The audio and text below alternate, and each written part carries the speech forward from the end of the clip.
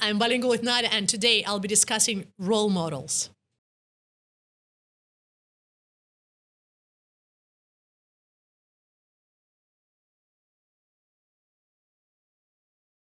Are there any cultural or historical figures who served as a role model for me?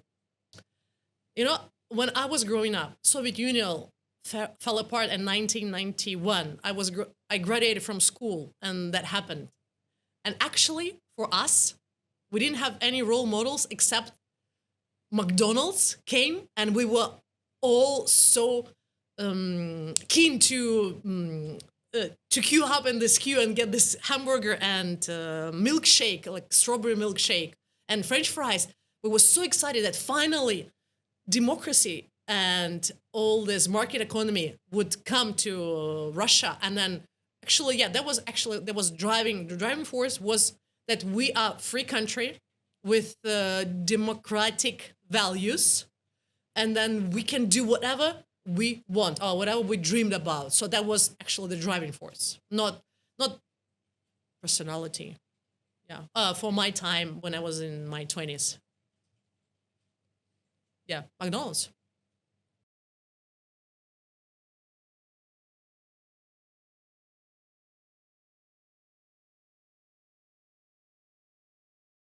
Yes, role models for me.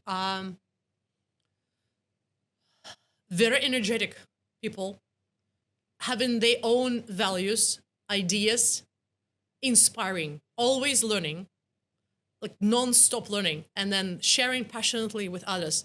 I was very fortunate to meet these people. It was first when we moved to Tanggu, China. It was Miss Ruhia. She was an American teacher in kindergarten when Vasi was studying. Then we moved to Beijing. There were a couple of Australian teachers. They were really cool. I loved them, and I wanted to be like them. Then we joined Montessori School of Beijing. I loved all of the teachers, knowledgeable.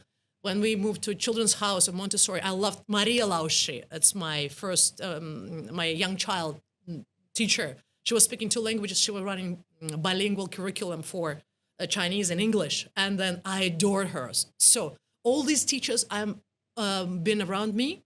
I'm very fortunate to have this opportunity. Moving to other country, meeting those people, and they became my role models. And then I wanted to be like them, and I'm working very hard towards this goals.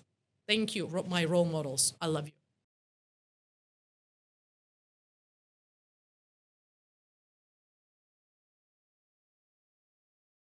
As my approach to parenting has evolved as I moved around the globe dramatically. Do you yell at children? Do you scream at them? You know, Russian parents do this. Probably Asian parents, they do this too. You can see it in public places on the street. So when I moved to China from Russia, I was kind of having this approach that screaming, I know it's not good, but it works in some situations. And we joined international school. It was TIS, TED International School in Tanggu, China. And then we had very smart counselor, Lalita Schmalenberg, and she was holding workshops for us.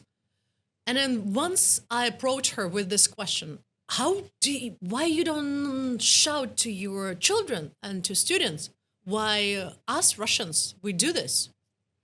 And then she asked me, have you ever had parenting classes before your children were born? I said, no.